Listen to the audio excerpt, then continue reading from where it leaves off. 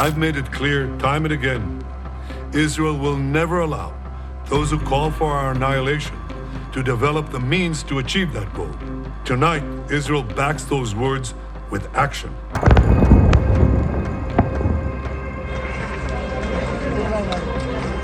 And we call it the 12-day war. Not only have we dealt decisively with the critical threat of Iran's nuclear program, but we've also reasserted the credibility of American deterrence. Nous ne pouvons pas vivre dans un monde où l'Iran posséderait la bombe atomique, car c'est une menace existentielle et une menace pour notre sécurité à tous.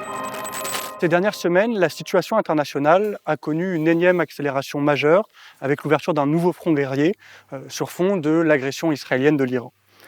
La guerre des 12 jours, elle est pour l'instant close, mais la situation elle reste particulièrement instable et elle aura des conséquences stratégiques majeures, notamment dans le contexte de la désagrégation de l'ordre libéral, mais aussi sur fond du déclin de l'hégémonie états-unienne, de l'émergence de la Chine comme un rival, ou encore de l'approfondissement des tendances bellicistes et militaristes. Pour discuter de ces enjeux, mais aussi des leçons anti-impérialistes qu'on peut tirer de la séquence, j'ai le plaisir d'accueillir à mes côtés Julien Enchant et Philippe Alcoy dans une nouvelle émission de la section internationale de Révolution permanente. Pour entrer directement dans le vif du sujet, la guerre des 12 jours, elle s'est conclue sur une trêve particulièrement instable, dont la marque de l'instabilité est sans doute particulièrement prégnante dans le fait que les trois protagonistes en présence, à savoir l'Iran, Israël et les États-Unis, déclarent chacun de leur côté une victoire. Est-ce que Philippe, pour commencer, tu pourrais revenir sur les enjeux de la situation, mais aussi peut-être sur ce que cette situation ouvre comme scénario, ainsi que sur les rapports de force en présence?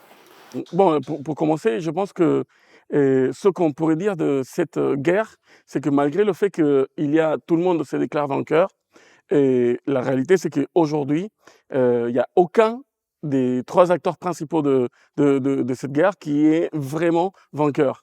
Déjà, d'un point de vue des États-Unis et d'Israël, et les objectifs qu'il s'est donnés, c'est-à-dire, frapper l'Iran dans ses sites nucléaires pour désarticuler ou désarticuler le programme nucléaire de l'Iran.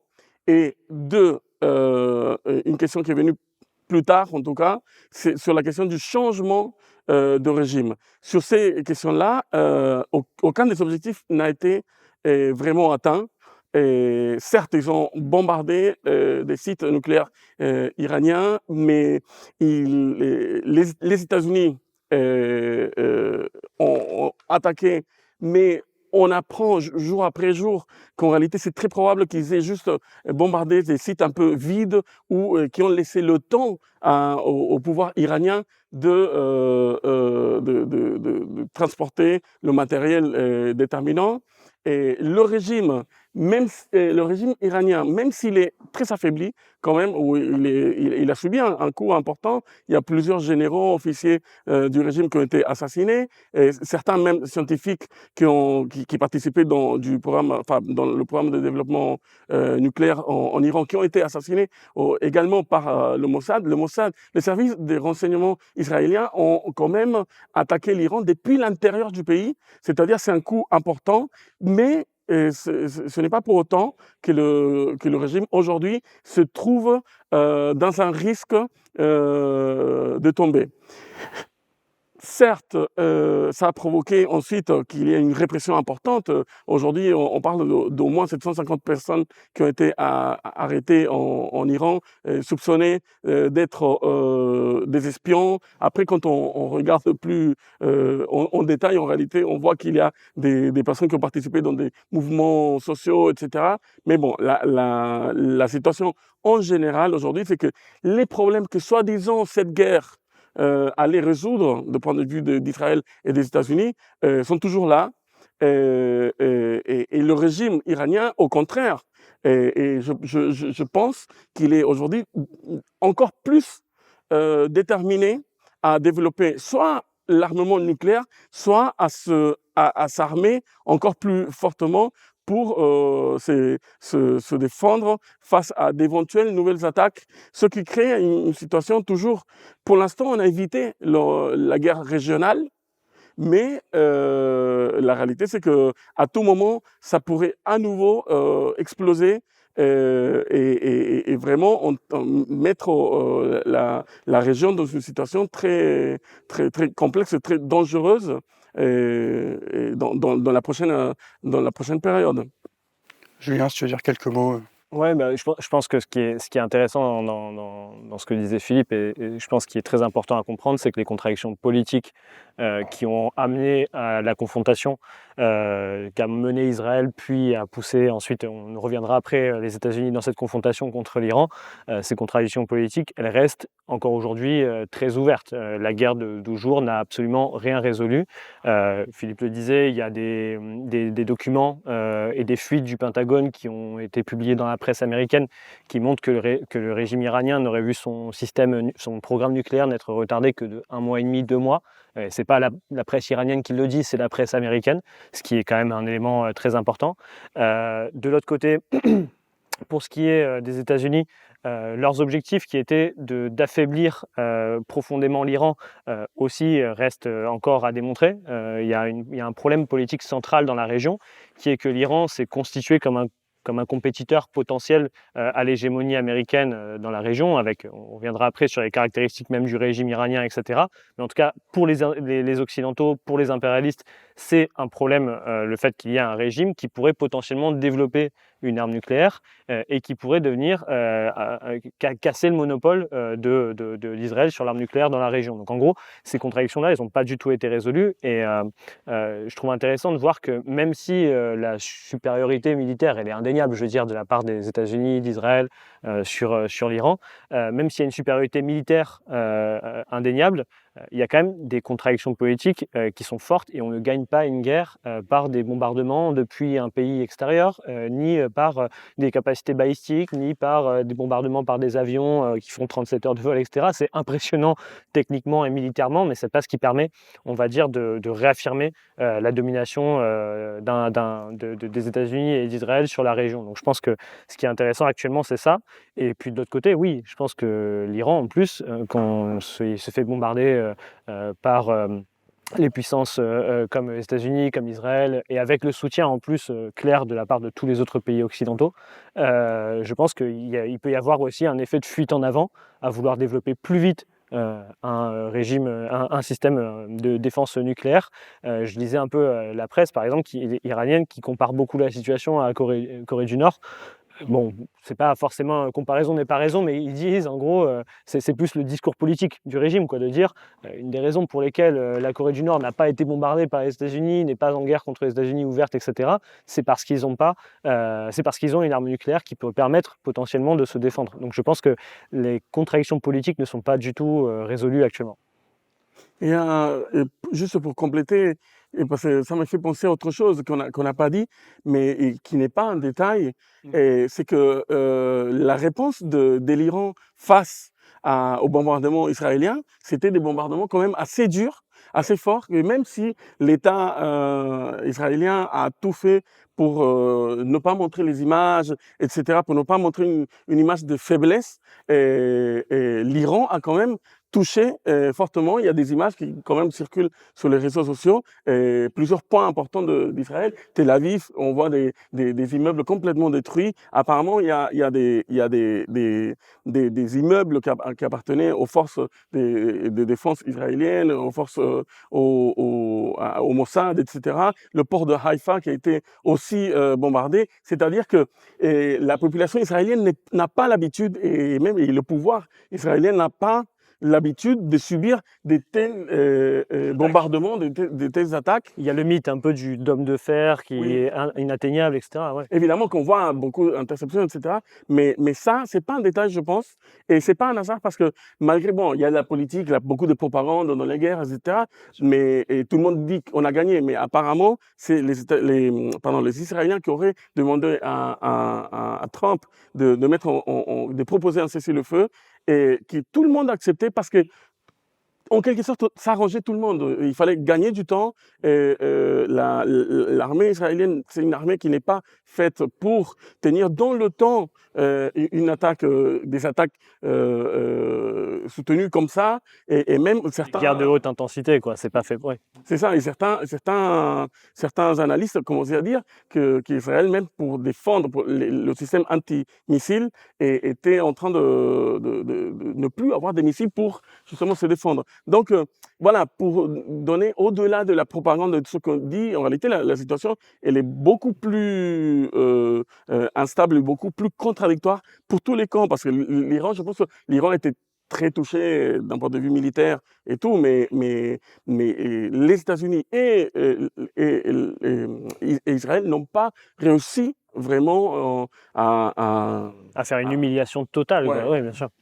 Oui, pour faire le lien avec ce que vous disiez, et on aura dans un second temps de la discussion à revenir aussi sur les contradictions qui ont pu s'exprimer aussi, y compris du côté de l'Iran. Je crois qu'on insiste beaucoup dans un premier temps, d'abord sur la situation israélienne et états-unienne. Je crois qu'il y a deux aspects qui me semblent importants en lien avec ce que vous disiez. Il y a d'abord l'idée qu'Israël, quand même, pour la première fois, se retrouve non seulement confronté à des difficultés politiques sur le terrain de la réalisation de ses politiques, de ses objectifs.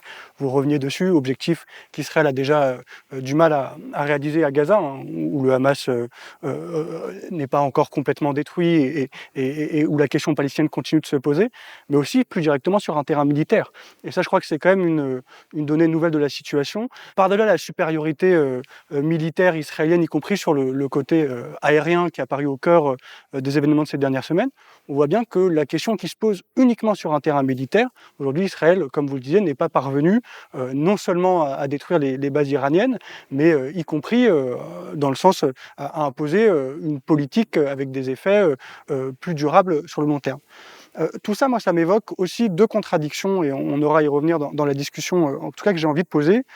La première contradiction, c'est aussi une contradiction qui se pose sur le terrain régional, parce que je crois quand même que par-delà les questions des avancées militaires israéliennes dans la dernière séquence, il y a aussi une question qui se pose du point de vue des équilibres à l'œuvre au sein du Moyen-Orient, et notamment du point de vue des relations entre Israël et un certain nombre de pays avec qui Israël avait plus ou moins tissé des liens ces dernières années. Cette question, elle se pose centralement, par exemple, avec les pays du Golfe. Là où un certain nombre de pays du Golfe avaient intérêt, en tout cas, à tisser un certain nombre d'alliances, ou en tout cas des accords avec Israël, dans les coordonnées d'une transformation des équipes de force à l'œuvre, cette situation, elle participe aussi sur le long terme de l'impasse d'une stratégie qui se pose uniquement sur un terrain militaire. L'autre contradiction, et qui fait le lien, y compris avec ce que vous disiez, mais je crois commence à être une question importante dans la période, c'est aussi la question interne israélienne. On a eu des échos ces derniers temps, non seulement des difficultés économiques d'Israël, mais aussi sur un terrain, y compris même au sein de l'armée, avec des premiers effets, notamment chez les réservistes, de difficultés sur ce terrain. Dans les coordonnées d'une guerre qui n'est pas finie, qui ouvre encore un nouveau front, et de la poursuite de ces différents éléments, je crois que sur le long terme, c'est aussi des éléments à voir, par-delà les premiers éléments de bilan qu'on peut tirer sur la situation vis-à-vis de l'Iran et de la situation iranienne à proprement parler. Tout ça pourra m'amener vers un autre point et sur lequel je voulais vous interroger, c'est sur la question du lien entre Israël et les États-Unis. Il apparaît de façon assez évidente que la politique israélienne contre l'Iran, elle est fonctionnelle à un certain nombre d'intérêts de l'impérialisme états-unien. Pour autant, on a eu l'impression, peut-être plus que les fois précédentes, qu'Israël avait pu tirer la main à Trump, ou du moins lui imposer un certain nombre de politiques. Ma première question, elle sera donc sur ce terrain. Qu'est-ce que vous pensez des liens entre Israël et les États-Unis dans ces coordonnées ? Et ma deuxième question, dans la continuité de celle-ci, elle sera davantage aussi sur un certain nombre de contradictions qui ont pu se poser pour le Trumpisme lui-même, à la fois du point de vue des désaccords qui ont pu émerger au sein du mouvement MAGA sur la question de la guerre en Iran, etc., mais aussi dans les coordonnées d'un certain nombre de conflits qui ont pu émerger ces dernières semaines, notamment au sujet de la stratégie à définir du point de vue de la réhabilitation d'une hégémonie en déclin aux États-Unis. Donc je vais vous interroger sur ces deux aspects plus particulièrement. Je ne sais pas dans quel ordre on fait. Peut-être Julien, tu peux commencer, comme Philippe a répondu en premier tout à l'heure. Ouais. je pense que ce qui est intéressant dans cette situation, c'est que en fait, on peut essayer d'y résumer les principaux objectifs géostratégiques et les débats géostratégiques qu'est en train d'avoir les États-Unis pour freiner son déclin à l'échelle internationale. Le tournant et l'arrivée de Trump au pouvoir est une tentative de proposer une stratégie nouvelle de la part d'un secteur précis de la bourgeoisie américaine pour pouvoir freiner le déclin des États-Unis, qui a commencé d'ailleurs au Moyen-Orient, en partie d'un point de vue militaire, par les échecs de la guerre en Irak, de la guerre aussi un peu plus loin en Afghanistan, puis plus tard de la crise de 2008, etc. En gros, un étirement de la puissance américaine, des guerres sans fin, un enlisement dans des conflits militaires extrêmement durs, et une incapacité du coup aux États-Unis, des États-Unis à se montrer comme les gendarmes de la situation internationale dans une situation où émergent, du fait des crises économiques et du fait de l'industrialisation de nouveaux pays, etc., de nouveaux compétiteurs comme, on le sait, la Chine par exemple, etc. Donc dans ce scénario général-là, il faut comprendre la guerre et les tensions au Moyen-Orient comme une tentative de la part des États-Unis, avec une nouvelle stratégie qui est celle de Trump, mais de freiner ce déclin hégémonique et de réussir à stabiliser la région selon ses intérêts, tout en reportant ses intérêts principaux sa confrontation principale sur la Chine et sur l'Indo-Pacifique, etc. Donc c'est une double tension qui est difficile à pouvoir satisfaire. On l'a vu, Trump lui-même, dans son projet politique, fait face à des contradictions dans sa coalition. Lors du jour de la libération, où il avait mis en place un tarif international sur un ensemble, sur quasiment tous les pays du monde, les secteurs les plus liés à la mondialisation au sein du capitalisme américain, comme Musk par exemple, avait très mal pris cette décision, et même ça avait donné lieu à une rupture entre Elon Musk et Trump. On le voit aussi sur le terrain militaire, ces contradictions-là, c'est-à-dire sur la méthode à entreprendre pour pouvoir freiner le déclin des États-Unis. Ici, la discussion centrale, je pense, c'est qu'il y a un débat au sein de différentes ailes du Trumpisme. Il y a des ailes qui sont historiquement les néoconservateurs, c'est-à-dire ceux qui ont toujours été plus interventionnistes, qui défendent le mythe de la défense de la démocratie, de l'interventionnisme américain, en particulier au Moyen-Orient, qui ont qui ont lancé les guerres en Irak, qui étaient proches de Bush, etc., en fait, et les différentes guerres au Moyen-Orient. Et puis on a une aile qui, en fait, est moins présente dans les institutions américaines, qui est plus une aile pro-MAGA, etc., qui est très présente dans la base sociale de Trump, moins présente peut-être chez les hauts responsables du Trumpisme, etc., même s'il y en a quand même plusieurs, et qui, eux, pour le coup, ont plus profité, on va dire, du sentiment antimilitariste qui s'est installé après les défaites militaires en Irak et en Afghanistan. Enfin, Trump était quand même celui qui promettait la fin des guerres, qui promettait y compris à d'anciens vétérans qui revenaient de la guerre, qui reviennent avec des traumatismes, etc., avec des familles de vétérans et autres. Nous ne retournerons plus en guerre au Moyen-Orient, et qui est aujourd'hui en train de promettre potentiellement un nouveau conflit au Moyen-Orient, une nouvelle guerre qui, comme on l'a dit en plus, n'est pas du tout résolue avec la situation actuelle. Ce qui fait peur aujourd'hui à cette aile du Trumpisme, c'est que les États-Unis se retrouvent de peu à peu, parce que pour l'instant on est au tout début du conflit, mais de peu à peu dans une guerre qui pourrait devenir longue, qui pourrait devenir une guerre d'enlisement, avec potentiellement un affrontement qui irait plus loin qu'un affrontement balistique, qui toucherait non seulement l'Iran, mais en plus tous les pays de la région, parce qu'on sait qu'au Moyen-Orient, quand il y a des guerres qui se construisent, ce n'est pas seulement selon chaque État présent, mais aussi selon les groupes politiques ou nationaux qui se revendiquent d'un État ou d'un autre. Par exemple, s'il y avait une guerre demain entre l'Iran, Israël et les États-Unis, on pourrait se demander quel va être le théâtre des opérations au-delà de l'Iran. Est-ce que ça va toucher le Liban? Est-ce que ça va toucher la Jordanie, la Syrie, qui sont aussi des pays, on va dire, qui connaissent une tension extrême dans la situation politique actuelle. Mais je ne sais pas si tu veux poursuivre, Philippe. Oui, non, et il y a un aspect important, je pense, à prendre en compte, c'est la relation entre les États-Unis et Israël. Israël, c'est le principal atout de la puissance impérialiste et de l'hégémonie nord-américaine au Moyen-Orient. Et ça a presque toujours été comme ça depuis la fondation d'Israël en 1948, mais ça s'est vraiment accéléré et pris cette forme à partir des années 60. Et voilà, donc en quelque sorte, Israël, la particularité de cet État, c'est qu'il s'alimentait et il était fort quand ses partenaires impérialistes étaient forts. Si l'impérialisme nord-américain, français et britannique était fort au Moyen-Orient, ça renforçait la position d'Israël dans la région. La situation un peu paradoxale qu'on trouve aujourd'hui, c'est que effectivement Trump, il est arrivé au pouvoir en disant « je viens arrêter les guerres, je vais mettre fin à la guerre en Ukraine en 24 heures ». Et non seulement il n'a pas mis fin à ces guerres, mais il a ouvert un nouveau front. Et beaucoup d'analystes, certains analystes un peu hétérodoxes qui étaient plus ou moins favorables au premier pas dans la politique internationale de Trump et sont aujourd'hui très déçus parce qu'ils ont l'impression que les États-Unis ont été entraînés dans cette guerre par Israël. Et en quelque sorte, l'État qui devait servir les intérêts des États-Unis a pousser la puissance dans une nouvelle guerre. Et donc, il y a cette apparence un peu de, oui, voilà, de se faire entraîner dans la guerre.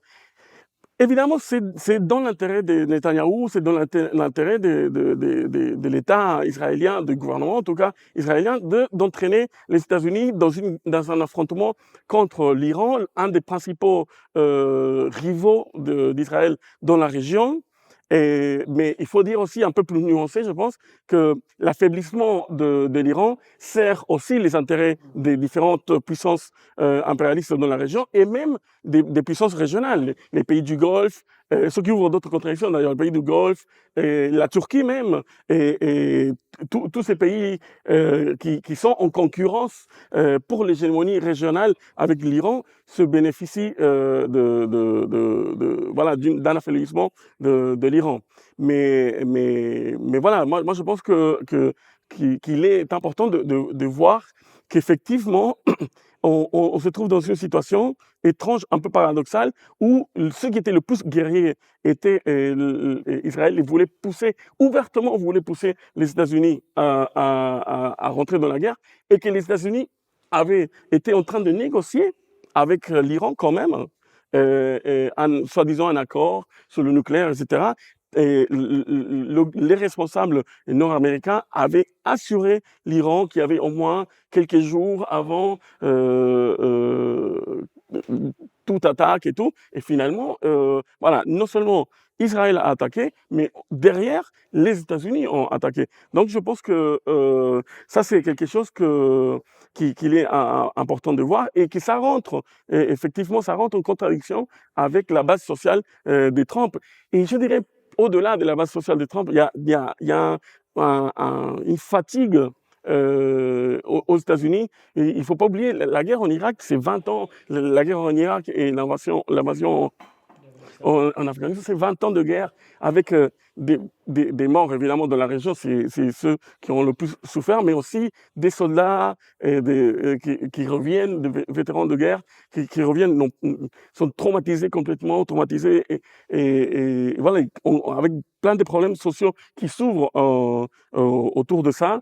Et une partie du discours de Trump, c'est ça. Mais le pire, c'est que la population aux États-Unis, je pense, elle n'est pas pour la guerre, elle est contre attaquer l'Iran. Et même, je dirais qu'il y a une partie aux États-Unis, de la population aux États-Unis et dans d'autres pays, dans d'autres puissances mondiales, en France, en Allemagne, au Royaume-Uni et dans d'autres pays, qui en ont marre de l'impunité de l'État israélien par rapport à ce qui se passe à Gaza principalement et dans le Moyen-Orient plus en général. Donc, il y a une sorte de bulle médiatique et politique où on a l'impression qu'il y a beaucoup de soutien en Occident, non, ce qu'on appelle l'Occident, à la politique d'Israël, alors que je pense que c'est beaucoup plus contradictoire. C'est peut-être dans la bulle des politiciens, de certaines rédactions des grands journaux et médias. Mais la réalité, c'est qu'il commence à y avoir un décalage de plus en plus entre la politique officielle et une grande partie de la population, notamment de la jeunesse, qui condamne la politique impérialiste et spécifiquement d'Israël au Moyen-Orient. moi, j'ajouterais un truc juste sur ce que tu disais sur le rapport qui change entre Israël et les États-Unis. Le rôle politique, la nature de l'État israélien, c'est clairement d'être un représentant des intérêts des impérialistes dans la région et même son aile la plus militariste finalement dans la région. L'expression la plus claire de ça, c'est que c'est un pays extrêmement dépendant de l'armement et de la militarisation et des aides financières et économiques, industrielles, etc., qui sont en train de se faire. Je veux dire, Israël ne pourrait pas mener aujourd'hui un génocide au quotidien depuis 2 ans maintenant, tuer, massacrer constamment, sans Israël, c'est un pays de 10 millions d'habitants, avec une capacité industrielle qui n'est pas celle qui est aujourd'hui utilisée dans les affrontements militaires, dans la rechargement de l'Iron Dome, etc., etc. Donc, parce qu'on a l'imaginaire de penser parfois que la complicité envers l'État israélien, c'est la complicité, comme tu l'as dit, des médias, du discours, de s'il vous plaît arrêtez, mais on vous aide quand même et on ne condamne pas la guerre en cours, etc. C'est pas seulement discursif la complicité, elle est claire, quoi. Il y a un média récemment qui a rappelé, par exemple, je crois que c'est Disclose, qui montre comment est-ce que la France continue à livrer des balles, des mitraillettes qui sont utilisées à Gaza pour, par exemple, massacrer les gens quand ils sont en train de faire la queue pour accéder à des fils alimentaires. Donc, de ce point de vue-là, on est un peu surpris de voir le soir des bombardements qui ont été faits par Israël sur l'Iran, de voir un personnage, bon, il est détestable, mais comme Marco Rubio, par exemple, qui est, je crois, secrétaire à la défense des États-Unis, qui dit ah non, on n'a rien à voir avec ce qui est en train de se passer, les États-Unis n'ont pas été à l'initiative de cette opération. Puis Trump, je crois 2 heures ou quelques heures après, qui dit j'étais au courant, on m'a tenu au courant et j'ai autorisé l'opération. Donc, vous voyez, il y a un décalage. Ce décalage, il est dû à quoi? À ce que, pour moi, ça confirme beaucoup le déclin des États-Unis, parce qu'on a un État qui est historiquement un État client des États-Unis dans la région, mais qui est tellement dépendant des États-Unis qu'il ne peut pas permettre aux États-Unis de se retirer potentiellement de la région pour se concentrer sur autre chose, parce que Israël dépend trop à la fois des États-Unis dans la région, et parce qu'en fait, si les États-Unis devaient partir de la région, il faudrait qu'il y ait un Israël puissant qui soit capable de consolider un nouveau bloc, qui soit hégémonique dans la région, etc. Donc cette double contradiction, elle fait qu'il y a un peu une inversion qui n'est pas habituelle pour nous, parce qu'on pense beaucoup aux années du néolibéralisme, aux États impérialistes qui ont leurs États clients et qui mènent la politique comme ils le disent de mener au quotidien, mais aussi des États clients qui peuvent, à leur manière, en fait, pousser à des confrontations militaires, pousser à des guerres, même parfois aller contre certains aspects tactiques, pas les grands aspects stratégiques, mais quelques aspects tactiques des volontés des impérialistes, et se lancer dans des guerres sans l'accord.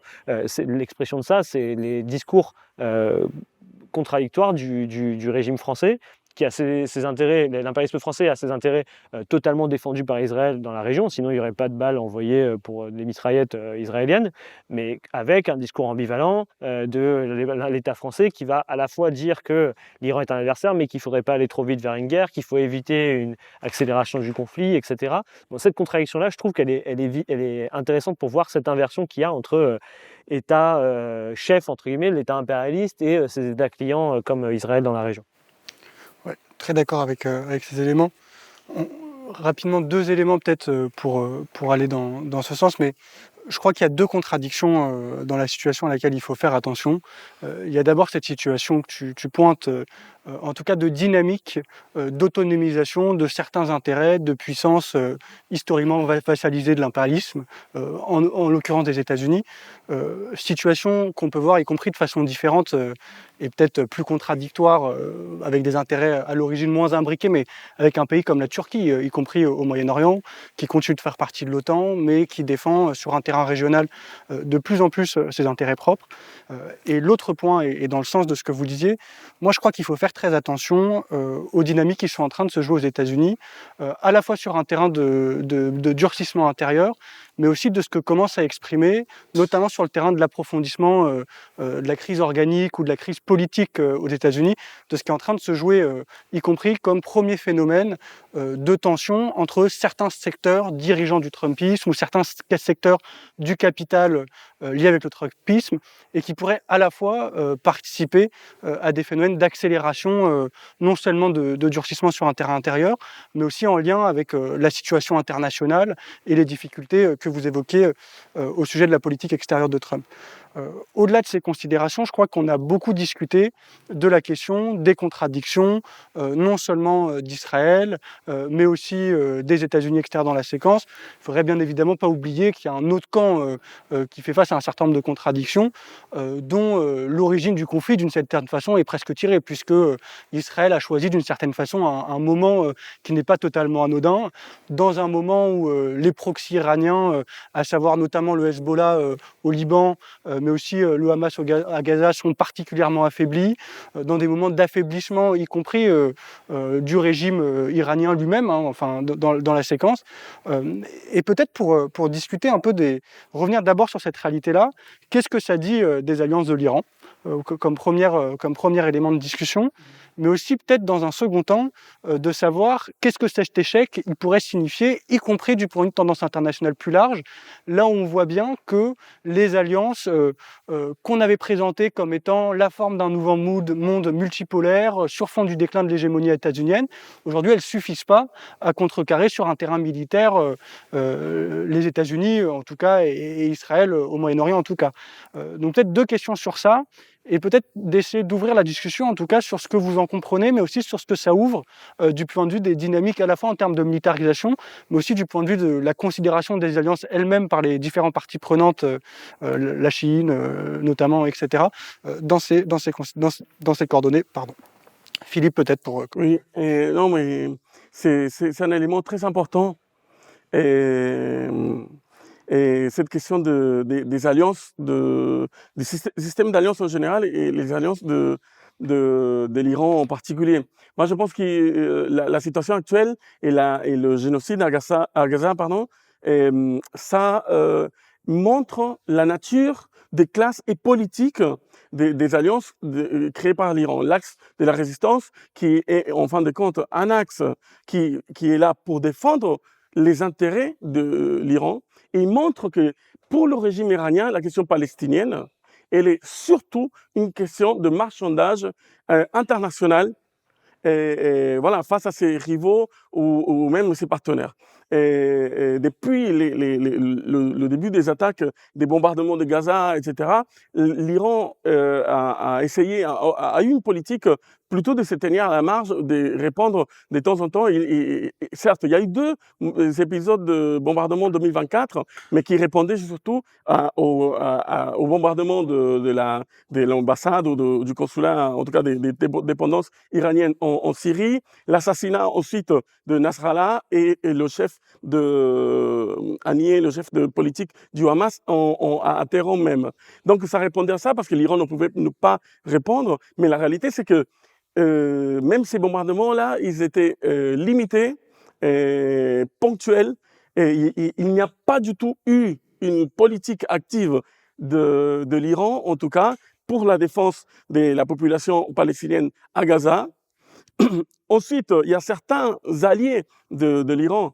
Le Hezbollah il attaquait Israël, mais voilà, c'est des attaques. Bon, c'était une réponse purement militaire, et un peu le truc de toujours, non, de lancer des missiles, etc. Mais en réalité, ils essayaient de se tenir à la marge. C'est comme si tous ces groupes-là essayaient de ne pas rentrer vraiment dans la guerre, évidemment, parce qu'il y avait un danger de guerre régionale, que tout le monde, qui n'était souhaitable pour personne. Mais Israël a compris ça. Il a compris qu'il y avait cette politique, il les attaquait un à un. Et Israël a eu des gros succès. Ils ont décapité le Hezbollah, ils ont tué Nasrallah. C'était pas n'importe qui, c'était le chef peut-être la principale organisation politique au Liban, hostile à Israël, et le principal allié de l'Iran. L'organisation même du Liban, quoi. Oui, c'est ça. Et ils ont décapité le Hezbollah. Ils ont ensuite, évidemment, le Hamas, ils étaient hors jeu parce que de toute façon, ils essayaient de survivre de leur côté. De l'autre côté, il y avait au Yémen les Houthis qui ont un peu, eux, ils ont eu une politique, par exemple, de bloquer le canal de Suez, etc., en solidarité avec la Palestine et tout. Bon, une politique plus ou moins, mais c'est une organisation très limitée. Et bon, après, il y a eu la chute de Bachar al-Assad, permise par, en grande partie, une complicité israélienne, et aussi que les forces pro-turques ont profité. Et après, on a une multitude de quelques milices pro-iraniennes en Irak qui, eux, ils sont voilà, dans un autre, disons, ils sont dans d'autres affaires. Justement, ils sont en train de faire des affaires avec la question du pétrole et tout en Irak. Donc, eux, ils n'ont aucun intérêt d'apparaître. C'est-à-dire que, en fin de compte, cette alliance-là, c'était des alliances pour protéger les intérêts régionaux de l'Iran, mais chacun avait ses propres intérêts nationaux, régionaux, etc.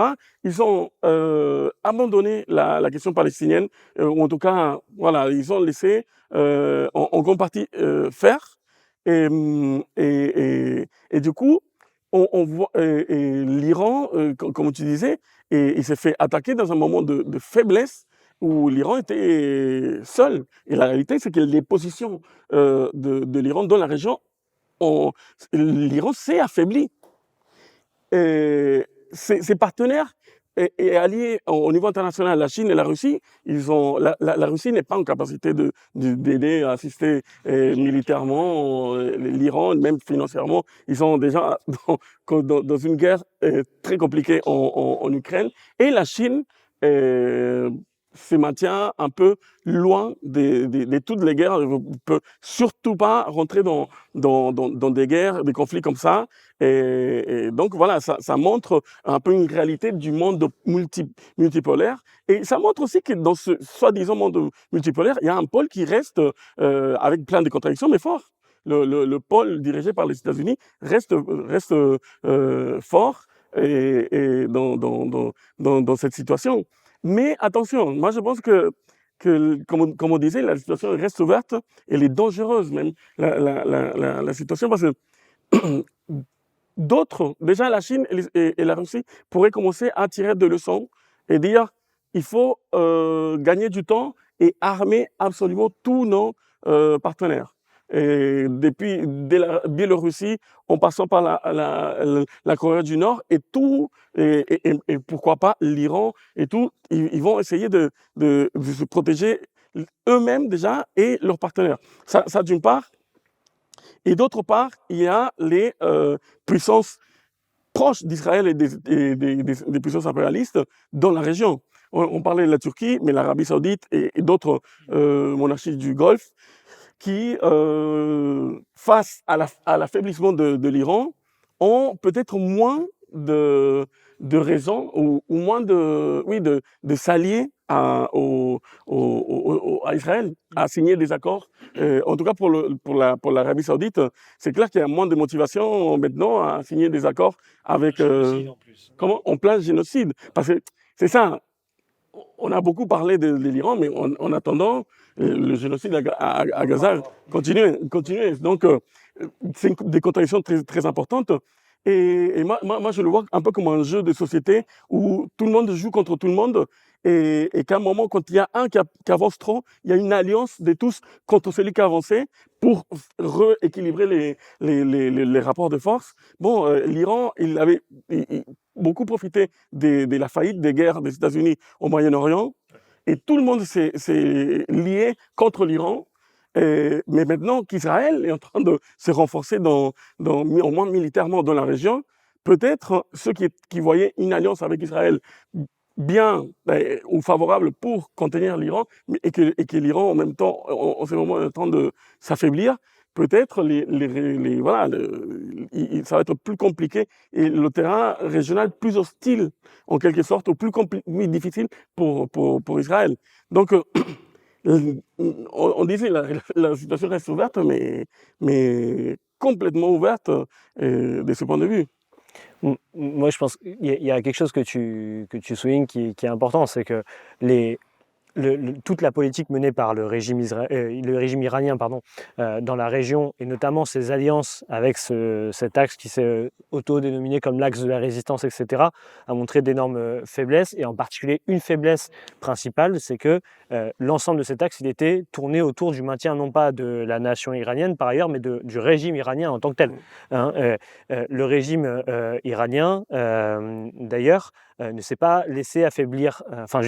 C'est pas seulement du fait de la politique israélienne que le régime iranien a été affaibli. Le fameux axe de la résistance a joué un rôle central dans son propre affaiblissement.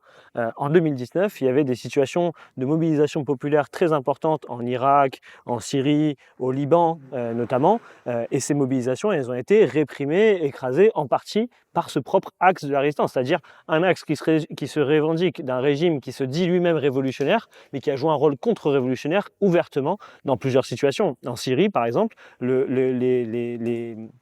les héros entre guillemets du Hezbollah qui revenaient des guerres des années 80, puis de 2006, etc., ils ont été ensuite envoyés en Syrie mater la révolution syrienne et entrer et défendre les intérêts du régime iranien dans la région, etc. Donc en fait, je pense que cette question, elle n'est pas du tout secondaire d'un point de vue du rapport déjà des masses de la région envers ces différents groupes politiques, mais aussi d'un point de vue de ce que défendent comme intérêts politiques et sociaux ces différents groupes selon les intérêts du régime iranien. Et dès que tu montres des faiblesses quand tu es le chef entre guillemets d'un axe comme celui-ci, chacun va défendre ses propres intérêts.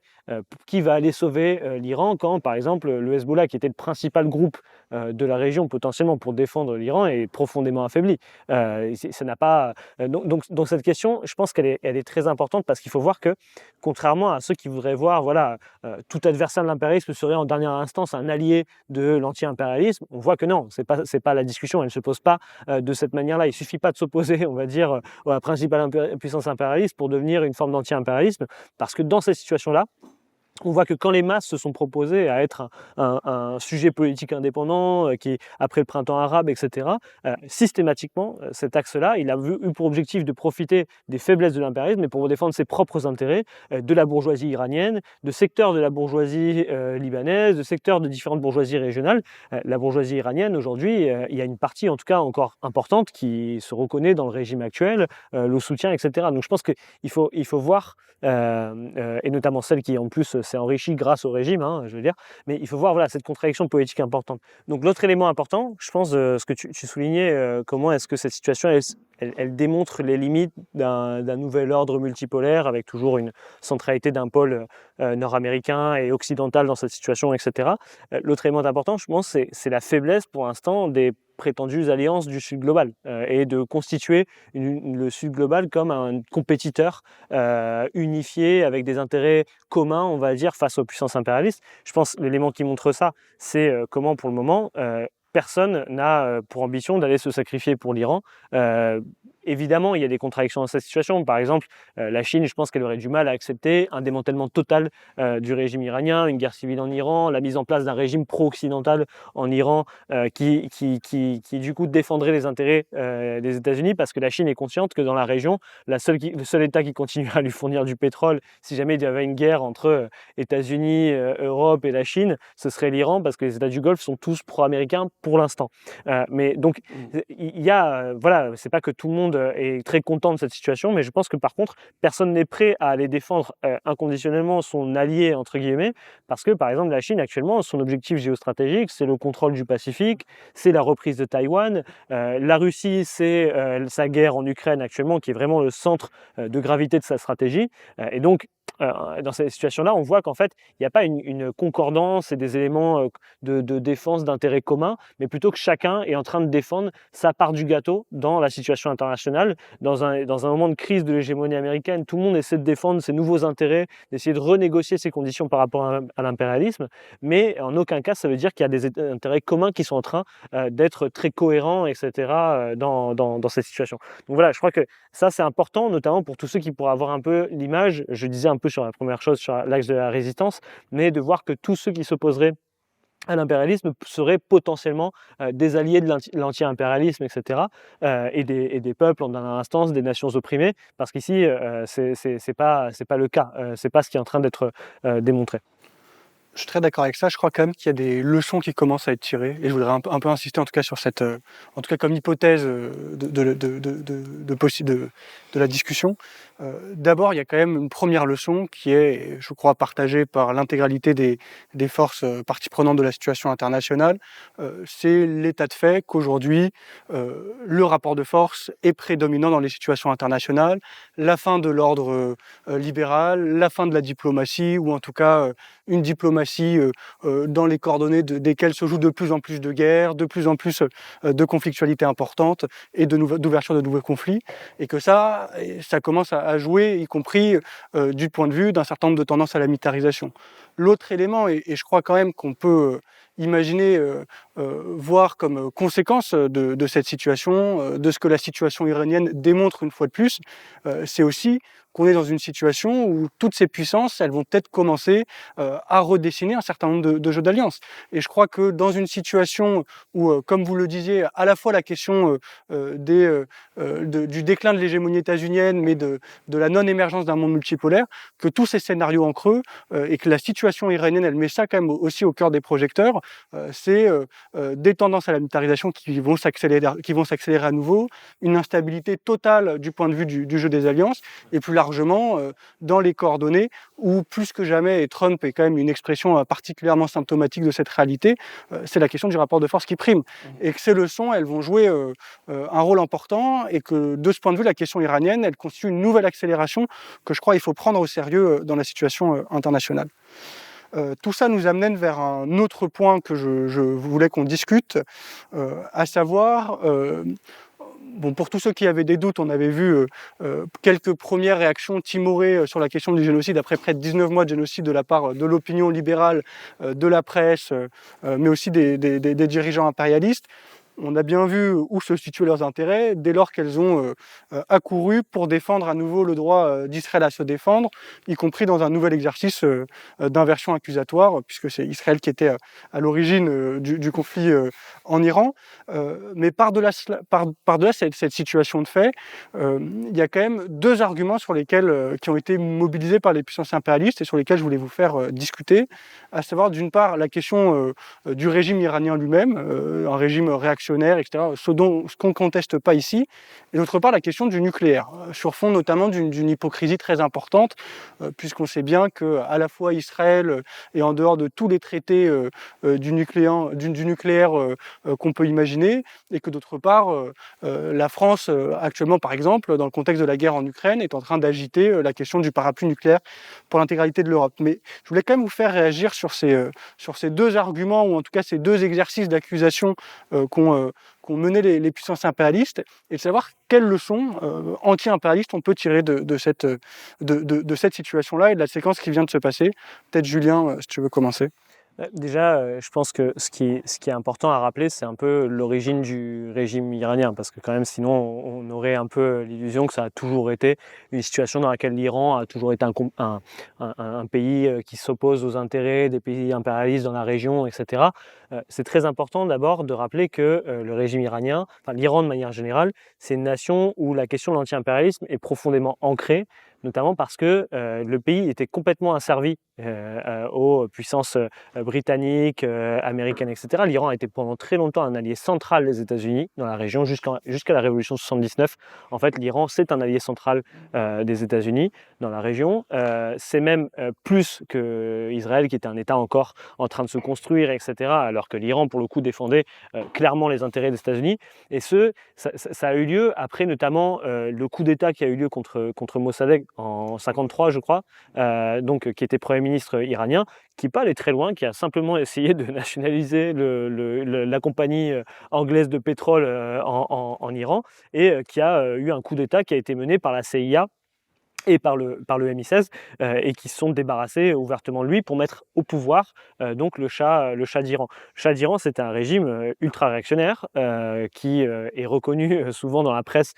C'est assez intéressant de voir la nostalgie qu'il y a du Shah d'Iran dans la presse occidentale, parce que c'est un régime ultra-réactionnaire, appuyé sur une police politique qui serait similaire au Mossad, le SACAV, je crois, ça s'appelait, qui était un régime extrêmement inégalitaire, où les inégalités ont explosé dans le pays à l'arrivée du Shah d'Iran au pouvoir et qui, je disais, donc était quasiment une succursale des intérêts des États-Unis dans la région. Et ce régime, il tombe avec un régime qui réprimait massivement la population. D'ailleurs, des premières mobilisations de 1978 contre le régime commencent parce que le régime massacre des manifestants dans la rue pendant les mobilisations à Téhéran. Donc c'est très important de voir ça pour comprendre que le régime iranien vient d'une... il est né, on va dire, d'une situation comme celle-ci où il y avait une contradiction profonde dans la situation avec un régime qui avait été d'abord décapité par les États-Unis, etc., puis la mise en place d'un régime quasiment fantoche comme celui du Shah. Ça a donné lieu ensuite à des mobilisations populaires extrêmement importantes, à un processus révolutionnaire extrêmement avancé en Iran, qui est un processus assez tardif en 79, mais un processus où il y avait des mobilisations populaires géante. Il y avait des soviets qui avaient été mis en place, enfin, des conseils d'ouvriers, de travailleurs, etc. dans le pays, dans un des pays les plus industrialisés de la région, où il y avait des shura, je crois que ça s'appelait, voilà, des formes de soviets, en gros, où se discutaient directement les décisions à prendre pour le pays, pour la production, etc. Et donc une situation, voilà, où il y avait quasiment un pouvoir socialiste qui allait prendre le pouvoir à l'époque et qui avait fait tomber le régime du Shah. Donc une leçon importante, c'est que la classe ouvrière iranienne, historiquement déjà, a joué un rôle central dans la remise en question des intérêts des impérialistes dans la région, parce qu'ils avaient fait tomber ce régime. Et une des raisons pour lesquelles les États-Unis détestent profondément le régime iranien, en dehors de ce qu'il représente, etc., c'est notamment pour ça, parce qu'il y a un régime pro-américain qui est tombé, avec en plus l'humiliation de l'ambassade, etc., qu'on connaît déjà en 1979.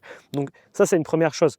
Le régime, ensuite, il est né de l'écrasement de cette révolution, notamment de la cooptation d'une partie des demandes populaires par les ayatollahs, un secteur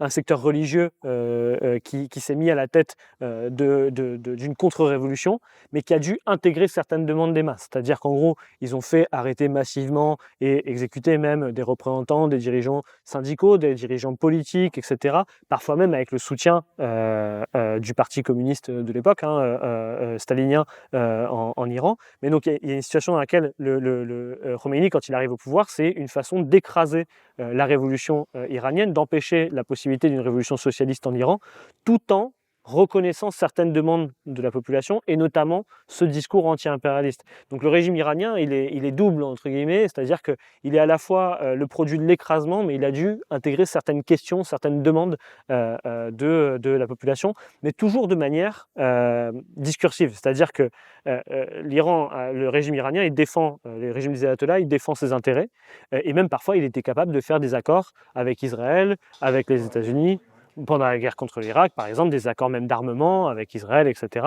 Donc c'est important de démystifier un peu ce régime comme un régime d'opposition à l'impérialisme, etc., mais plutôt de s'appuyer sur de quoi il est paradoxalement le produit, c'est-à-dire d'une révolution socialiste qui, elle, avait pour objectif véritablement de se débarrasser de l'impérialisme. Donc pour moi, une première leçon sur ça, c'est comment est-ce que les masses iraniennes, elles peuvent jouer un rôle central pour lutter contre l'impérialisme, mais que le régime iranien est un frein à la défense de la nation iranienne aujourd'hui. Clairement. Et la dernière chose, peut-être Philippe tu pourras développer, c'est la profonde hypocrisie des régimes occidentaux sur ce qui est en train de se passer actuellement. On parle de prolifération nucléaire en Iran. Il faut rappeler que le régime du Shah a vu son programme nucléaire être mis en place, notamment avec le soutien des États-Unis et de la France. L'objectif, c'était de donner une arme nucléaire à l'Iran parce que c'est un État aliéné aux États-Unis. Et le programme nucléaire israélien, il a été développé aussi par la France dans les années 60. C'est De Gaulle qui aide activement Israël à obtenir l'arme nucléaire pour se consolider, pour défendre les intérêts des impérialistes dans la région. Donc tout ça, c'est assez important pour voir en gros comment il y a une hypocrisie profonde, parce qu'aujourd'hui, la plupart des pays, à part la Corée du Nord, la Chine et la Russie en gros, qui l'ont obtenu d'eux-mêmes, mais la plupart des pays dans le monde qui ont une arme nucléaire l'obtiennent par la prolifération nucléaire qui est menée par les puissances occidentales. Je veux dire, la France est en train d'aujourd'hui de dire qu'il faut placer des bombes nucléaires françaises dans toute l'Europe pour défendre ses intérêts. Les États-Unis ont voulu vendre des des sous-marins à capacité nucléaire, donc prolifération directe, à l'Australie, qui est un autre pays impérialiste. Donc on voit en fait que cette discussion, c'est une discussion du jeu d'alliance. C'est une discussion des intérêts des puissances impérialistes. C'est pas une discussion sur, c'est une discussion purement hypocrite, quoi. Voilà. Oui, je suis d'accord sur cette hypocrisie, d'autant plus que tu l'as pas dit, mais le seul pays qui a vraiment balancé une bombe atomique, c'est quand même deux, d'ailleurs, c'est les États-Unis.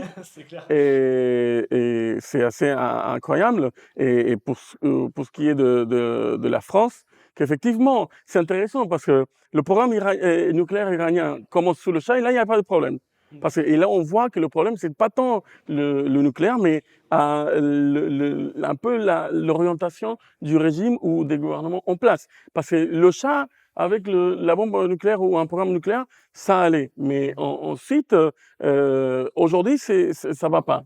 Et en même temps, on permet à Israël, comme tu disais, d'avoir la bombe nucléaire sans aucun contrôle, sans avoir signé aucun traité. On ne sait rien sur le nucléaire israélien.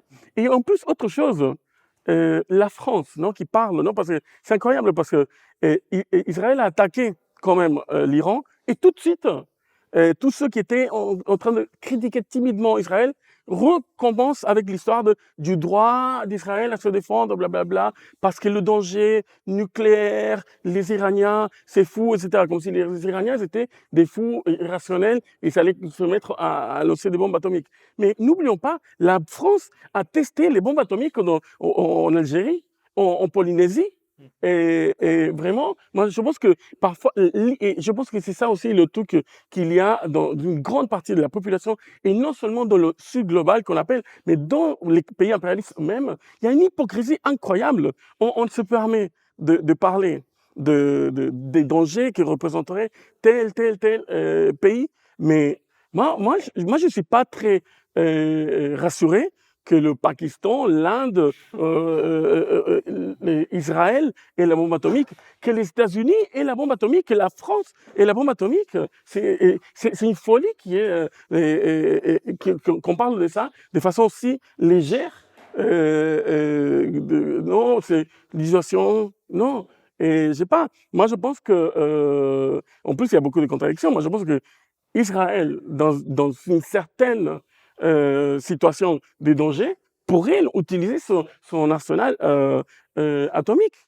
Et de ça, on ne parle pas. On naturalise le fait que certains pays aient le droit d'avoir la bombe atomique et d'autres non, etc. Moi, je pense, je sais pas, et même pour parler de ça, il n'y a pas besoin de lancer une bombe atomique pour la destruction massive. À Gaza, c'est l'équivalent des 5 bombes atomiques qu'Israël a lancées depuis 2023. Il n'y a pas besoin d'avoir la bombe atomique pour faire une catastrophe mondiale et de menacer la vie des millions de personnes. Je pense que cet élément-là, c'est évidemment que, comme tu as bien expliqué sur le régime iranien, un régime qui est totalement contre-révolutionnaire, totalement pour écraser la révolution en Iran et toute velléité des mouvements progressistes dans le pays. Et évidemment, ça qu'il s'agit d'un régime réactionnaire. Mais le reste, on n'en parle pas. Et moi, je pense que voilà, c'est des choses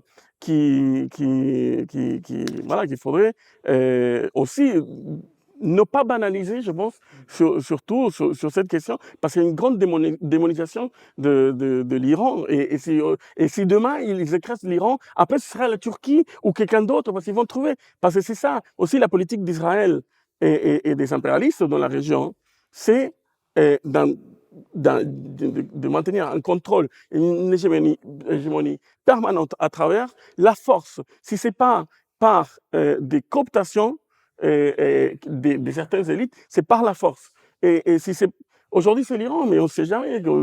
Demain peut-être c'est l'Irak. Oui, hier c'était l'Irak et avant en plus l'Irak à un moment c'était un allié contre l'Iran. Donc voilà, moi cette question de l'Iran évidemment, pendant le nucléaire iranien et tout, on parle beaucoup de ça, mais il y a le problème, il va bien au-delà et surtout, ça montre une hypocrisie très grande des puissances occidentales qui d'ailleurs sont en train ont laissé et laissent toujours Israël tuer ouvertement des civils avec des preuves filmées, avec des déclarations.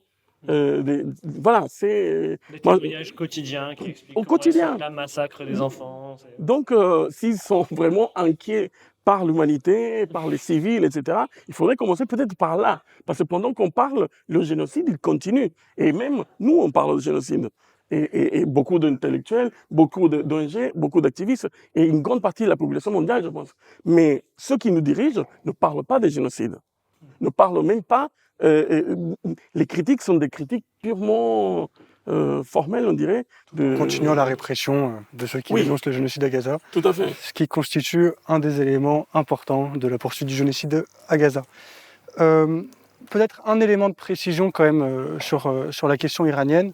Je crois que Julien, tu présentais à juste titre à la fois le caractère d'oppression qui concerne l'État iranien et la nature réactionnaire de son régime. Je crois que précisément c'est une articulation qui est centrale pour savoir comment on se positionne d'un point de vue impérialiste dans les conflits par ailleurs, y compris à venir et dans les conflits déjà présents, à savoir que bien évidemment et par-delà le caractère éminemment réactionnaire, et ça a été dit plusieurs fois du régime iranien, il y a un pays dans l'équation qui est oppressé depuis presque un siècle pour la question iranienne et qui encore aujourd'hui est depuis des années sous le couperet d'un certain nombre de sanctions extrêmement importantes de l'intégralité des puissances de l'impérialisme états-unien au premier titre, mais aussi des puissances européennes de façon générale.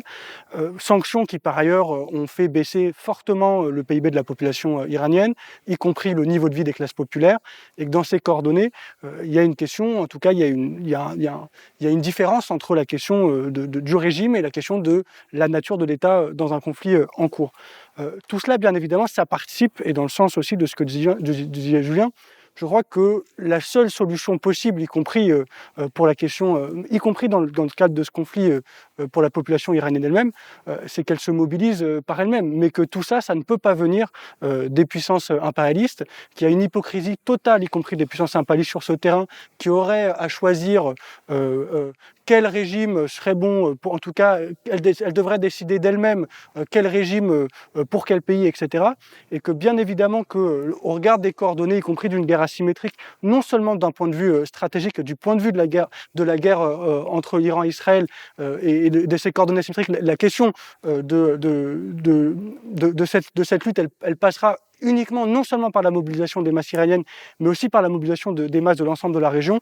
Il y a quand même, je crois, un certain nombre de clarifications à faire, au regard, y compris d'un certain nombre de discours dont on nous abreuve en permanence au sujet de ces différents conflits. Pour aller vers une autre discussion, vous le disiez, l'un des premiers effets et peut-être la victoire en tout cas, que Netanyahou peut s'attribuer vis-à-vis de son offensive sur l'Iran, c'est la question de Gaza. Cette question, elle est passée au second plan, en tout cas du discours des dirigeants impérialistes qui faisaient mine de vouloir reconnaître l'État palestinien ou d'expliquer que la situation était devenue, après 19 mois, insoutenable à Gaza.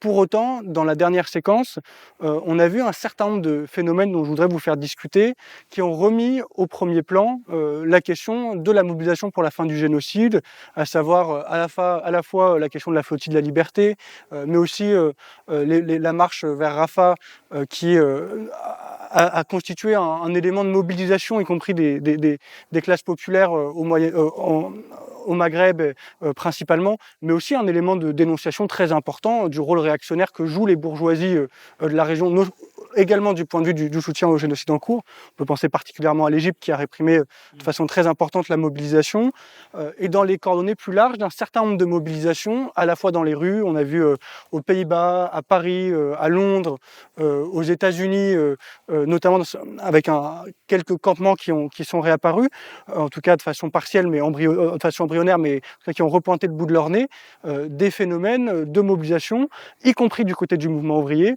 avec l'arrêt des livraisons d'armes et le blocage des livraisons d'armes dans un certain nombre de ports en Europe.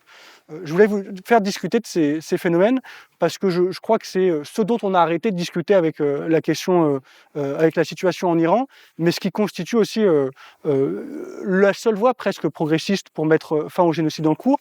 De même que plus largement la question des masses arabes, sur laquelle j'ouvre aussi une discussion autour de ces éléments. Je ne sais pas qui veut commencer à répondre, mais... Je peux. Non, c'est très intéressant et en même temps, et pour faire le lien avec l'Iran, non? Parce que, je vois, on l'a pas dit, ou si on l'a dit rapidement, mais tous ces régimes-là, qu'on est en train de parler là, tous sont allergiques, et c'est, plus j'irai plus loin, c'est des ennemis de la mobilisation populaire. L'Iran s'est fait attaquer par les États-Unis et Israël, il n'y a pas eu un vrai appel à la mobilisation de la population iranienne et même au-delà dans la région et autres. Pour défendre un pays, se faisait attaquer par un allié central de l'impérialisme et par l'impérialisme lui-même. En tout cas, la principale puissance impérialiste. Il n'y a pas eu. Pourquoi? Parce qu'ils ont peur de la mobilisation populaire. Ils ne veulent rien savoir que les masses, à un moment, d'une mobilisation pour la défense ou pour la dénonciation de l'attaque de l'Iran ou d'un autre pays, ensuite commence à se dire, ah oui, et aussi on dénonce les conditions de répression politique, les questions de conditions de vie, l'économie, ceci, cela. C'est-à-dire que ça soit un premier pas vers une mobilisation plus large. Et je pense que la flottille de la liberté et la marche pour Gaza, c'était des actions très courageuses et en même temps symboliques, oui, mais qui démasquaient toute la complicité, évidemment, première des puissances occidentales avec Israël et son génocide à Gaza, mais aussi des bourgeoisies, des régimes et des classes dominantes locales dans la région. Parce que en Égypte, je pense qu'aujourd'hui, on sait que l'Égypte et la Jordanie, c'est les deux régimes de la région les plus complices, avec les plus proches et complètement complices de l'oppression palestinienne, du blocage de Gaza qui n'existe pas depuis le 2023, mais qui existe depuis 2006-2007. Et on sait que ces régimes-là sont complètement complices. Mais la question, c'est que, comme je disais tout à l'heure, aujourd'hui, on est en train de voir un génocide qui est filmé avec des portables, qui est filmé avec des caméras, que l'armée israélienne elle-même se filme en train de tuer des civils, de détruire. Gaza est inhabitable aujourd'hui. Parce que demain, il s'arrête le génocide. Mais qui peut vivre à Gaza? Il n'y a pas d'électricité, il n'y a pas d'eau, il n'y a pas de nourriture. Et une famine, il y a des maladies, tout est détruit, les infrastructures civiles, tout est détruit. Et tout ça, ça a été permis avec la complicité de tous ces gouvernements. Et tout ça a été vu par des millions de personnes à travers le monde. Et notamment des millions de personnes aussi dans la région, au Moyen-Orient. Et alors, on peut se poser la question si, une fois... Et, je sais pas, au cours de ce génocide, est-ce que ces gouvernements et régimes pourront survivre? Est-ce qu'il ne pourrait pas y avoir des mobilisations plus tard, justement pour dénoncer l'abomination, l'horreur qu'on a vue à Gaza? Pendant la Première Guerre mondiale, évidemment, c'est pas le même contexte, mais dans la Première Guerre mondiale, au début, les gens, ils étaient archi pour aller se battre, tuer l'allemand, tuer le français, tuer l'anglais, ils étaient pour. Dès qu'ils ont commencé à voir les horreurs de la guerre, la contestation populaire de la guerre a explosé, à tel point qu'il y a eu une révolution en Russie et dans d'autres pays, même si d'autres révolutions n'ont pas pu aller jusqu'au bout. Il est difficile d'imaginer que les populations de la région, et même ici dans les pays où nous on est et tout, pourront rester les bras croisés juste comme ça. Je pense qu'en tout cas, on ne peut pas faire la futurologie, mais je ne parle pas dans les prochains mois, je ne sais rien. Peut-être dans une autre période, mais il y a le souvenir aussi du printemps arabe qui a été écrasé dans le sang, dans certains cas, notamment en Égypte. Aujourd'hui, le pouvoir égyptien, je pense qu'il n'est pas très calme, il n'est pas très serein. En Jordanie. ou en Jordanie, qui est encore un régime encore plus faible, dont 50% de la population en plus, elle est palestinienne ou d'origine palestinienne. Et voilà, on pourrait dire plein de choses sur la Jordanie, parce que la Jordanie est même complice, en tout cas le régime, de la colonisation de la Palestine, en 1948. Mais bon, mais pour dire que oui, effectivement, je pense qu'il y a une contradiction encore entre la politique par en haut, même si certains gouvernements font des déclarations, et même si la trahison de la cause palestinienne ne date pas d'il y a 2 ou 3 ans, c'est une question historique, mais il y a un fait nouveau, c'est le génocide. Et ça, c'est pas gratuit. Je pense que si beaucoup des gouvernants et des dirigeants occidentaux commencent à dire à Israël qu'il faut peut-être modérer, qu'il faut arrêter, et émettre quelques critiques, et c'est aussi parce qu'ils savent qu'il y a un danger, par en bas, que cette complicité se transforme en une rage populaire qui puisse oui, créer une grande déstabilisation, voire des mouvements qui fassent révolutionnaires, qui fassent tomber les régimes. On espère évidemment que s'il y a ce type de mouvements, soit le plus progressiste possible, qui représente les intérêts des travailleurs et des classes populaires de ces pays-là. Mais on peut pas non plus exclure que dans des situations comme ça, ce soit dévié aussi par des tendances réactionnaires islamistes radicales, une réapparition d'organisations comme Daesh ou Al-Qaïda, etc. D'ailleurs, Al-Qaïda, qui en Syrie, après être arrivé au pouvoir, aujourd'hui sont reçus à l'Élysée, sont encensés par Trump, etc. Même s'ils sont rompus avec on va dire, rompu avec les liens organisationnels avec Al-Qaïda. Mais bon, voilà, aussi, ça c'est une autre hypocrisie, non? Mais bon, c'était une petite parenthèse. Mais voilà, je m'arrête là, mais pour pointer ces éléments. Ouais, bah justement, pour reprendre ce que tu disais, Philippe, je crois que la condition pour que cette entrée des masses dans la situation, dans la crise qu'on voit aujourd'hui dans le Moyen-Orient, de l'impérialisme, cette contradiction profonde des régimes, etc., il y a une condition centrale pour que ce soit la sortie la plus progressiste possible, c'est une position très claire de la gauche, des révolutionnaires dans les pays, y compris impérialistes, qui jouent un rôle central aujourd'hui dans le soutien du génocide, dans le soutien de la guerre. Par exemple, tu l'as dit tout à l'heure sur l'Iran, on fait la différence très claire entre la défense de la nation iranienne qui, elle, est asservie par l'impérialisme.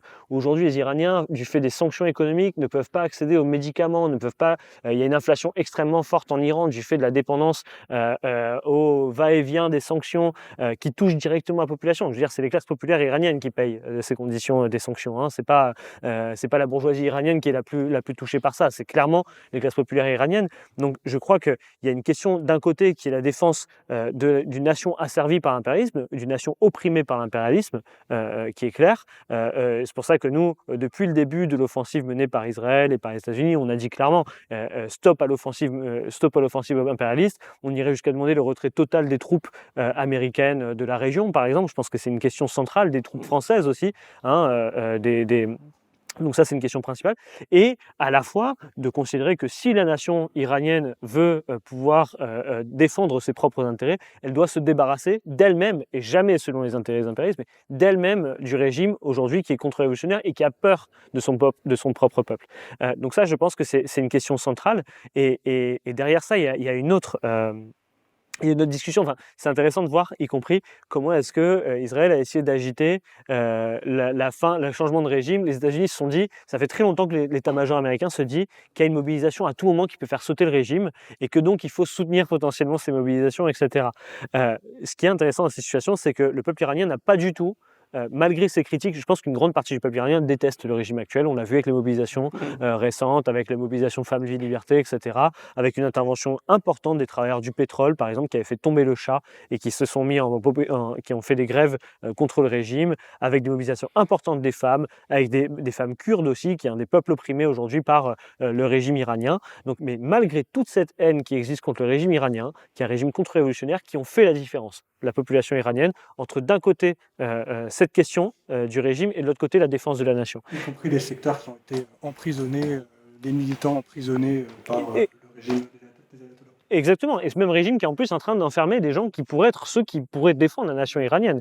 Ce qui est du coup, et je le lis avec ce que tu disais sur le génocide, je pense qu'une des raisons pour lesquelles le peuple iranien n'a pas du tout envie de se débarrasser, selon les intérêts des régimes israéliens et américains, du régime iranien actuel, c'est parce que ce qui promet aujourd'hui Israël, c'est Gaza, c'est Beyrouth, c'est le sud Liban, c'est la frontière entre le Liban et Israël qui est phosphorisé, c'est le Golan, etc. Enfin, c'est-à-dire, qui veut aller avec ces gens qui veut aller défendre non, et je pense que même, c'est intéressant, il y a même des artistes, des intellectuels bourgeois, etc., iraniens, aujourd'hui en France, qui sont en train de dire on n'ira pas. Une chose, c'est qu'on déteste le régime actuel, et autre chose, c'est qu'on ne veut pas du tout s'attaquer, on ne veut pas du tout accepter que qui que ce soit puisse bombarder tranquillement ce pays, tuer des centaines de civils. Il y a eu des centaines de civils morts dans la guerre qui a été menée, les bombardements qui ont été menés sur Téhéran. Et donc ça, c'est des questions très importantes. La condition pour que la solution, donc la solution à cette situation soit la plus progressiste possible, c'est le rôle, je pense, des mobilisations dans les pays arabes, mais y compris dans les pays impérialistes.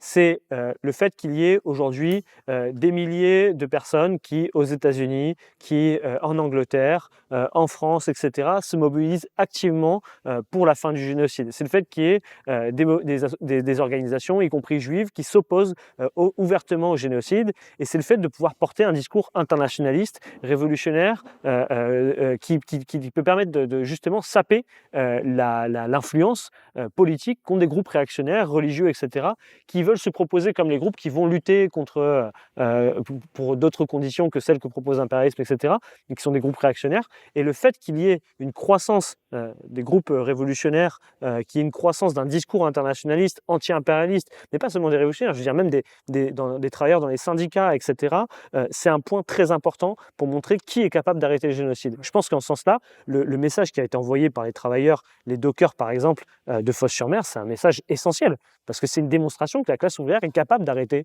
le génocide. Imaginez-vous si en même temps que Fos-sur-Mer, il y avait des grèves dans tous les secteurs, dans tous les grands ports qui amènent les armements directement à Israël. Imaginez-vous si par exemple, en même temps, il y avait des grèves générales dans l'une des classes ouvrières les plus puissantes d'Afrique, c'est l'Égypte, que l'Iran avait des mobilisations massives des pétroliers, etc.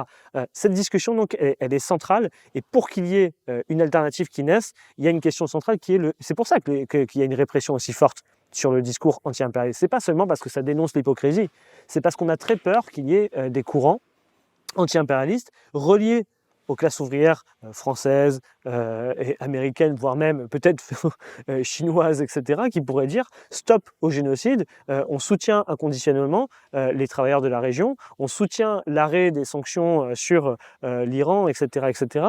On n'a aucune confiance dans le régime actuel, et on pense que c'est la classe ouvrière iranienne de se débarrasser du régime actuel, mais pour mettre en place un projet qui soit un projet socialiste dans la région, une fédération socialiste des pays, des peuples du Moyen-Orient, et qui se débarrasse de l'impérialisme, qui arrête le génocide en cours.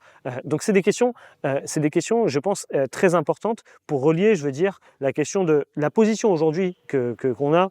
Souvent à RP, on nous dit vous positionnez sur absolument tout. Si on se positionne sur absolument tout, c'est parce qu'on pense que c'est une question centrale pour que puisse émerger ce discours et cette politique, y compris qu'on puisse créer des liens avec aujourd'hui les travailleurs iraniens, etc., qui cherchent une solution. Une des raisons de l'échec du printemps arabe, c'est pas seulement qu'ils ont été écrasés par les impérialistes, c'est aussi que des secteurs des résistances et des mouvements populaires ont été cooptés par soit d'un côté des régimes réactionnaires, soit directement par les impérialistes. Et c'est parce qu'il n'y avait pas de camp indépendant et révolutionnaire pour pouvoir défendre cette position que les printemps arabes ont été écrasés. Moi, je pense que ce qu'il faut se poser comme question aujourd'hui, c'est comment est-ce que le prochain printemps arabe, et peut-être les printemps des peuples, je sais pas moi, en Europe, etc., mais le prochain printemps arabe ne sera pas écrasé et aura le soutien le plus inconditionnel des révolutionnaires en Europe, en Amérique, etc., etc. Pour finir sur une note positive, dans le sens de ce que disait Julien, bien évidemment, et on a beaucoup insisté dans la discussion sur à la fois ce que l'Iran exprimait comme accélération d'un certain nombre de tendances qui sont inscrites dans la situation internationale et plus largement qui ne vont pas forcément dans le bon sens. Je pense qu'on peut quand même s'accorder sur ça. Mais je crois qu'il ne faut pas minimiser non plus, et Julien insistait sur ces éléments, de ce qui s'est joué en tout cas dans une partie des mobilisations pour la Palestine, et y compris dans la jeunesse, où il y a quand même des centaines de milliers de jeunes qui, au Royaume-Uni, aux États-Unis, ont fait l'expérience d'une mobilisation anti-impérialiste et contre leur propre gouvernement.